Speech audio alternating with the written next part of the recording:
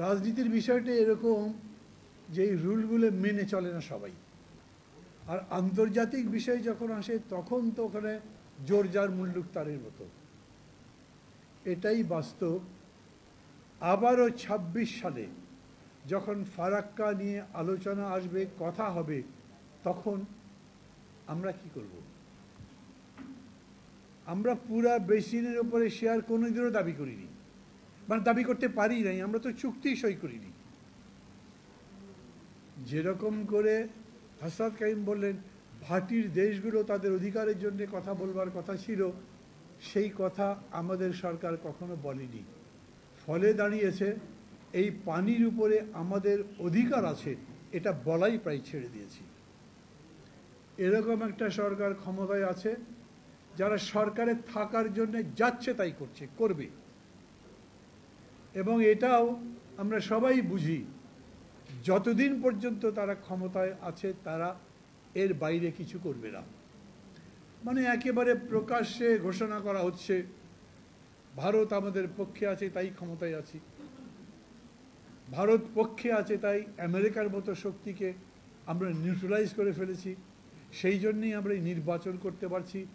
নির্বাচন তো আর নির্বাচন নয়, সেটা কি হয়েছে সেটা সব মানুষ জানে।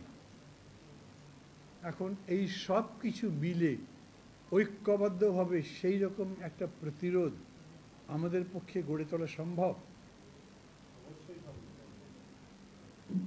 হ্যাঁ, মঞ্চ থেকে বলছেন অবশ্যই সম্ভব। তাও মঞ্চ থেকে সবাই বলছেন না, সবাই মিলে যদি বলেন, ধরেন আমি মনে করি মৌলানা ভাসানী তার ফারাক্কা লং মার্চ আজকে প্রাসঙ্গিক এই কারণে যে এই প্রশ্ন তিস্তার কারণে আপনার সামনে আছে, আর ২ বছর পরে ফারাক্কার জন্য আবার আসবে, আর ভারতের সাথে আমাদের সম্পর্কের বিষয়ে এত জটিলতা আছে যে প্রতি মুহূর্তে আমরা এই সমস্ত বিষয়গুলোর সম্মুখীন হচ্ছি। আবারও বলছি, যেরকম করে আপনি যুক্তি দিয়ে নীতি দিয়ে কথা বলতে পারেন, ঠিক একইভাবে রাজনীতি দিয়ে কথা বলতে পারেন কিনা, সেটাই আজকে রাজনীতিবিদদের বিবেচনা করবার বিষয়। মানে এরকম একটা ব্যাপার হয়ে গেছে না, ভারত যা বলবে বাংলাদেশে তাই হবে। অনেকে এরকম বলছেন ভারত যা বলবে তাই আমেরিকা শুনবে।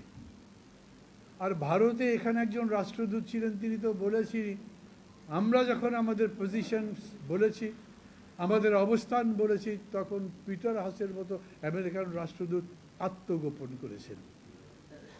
মানে আমরা যেরকম আত্মগোপন করি না, পুলিশ গ্রেপ্তার টেপ্তার করতে পারে, কি জানি পিনাকি বাবু কি বুঝে বলেছিলেন আমি বলতে পারবো না, কিন্তু রীতিমতো অপমানজনক একটা কথা।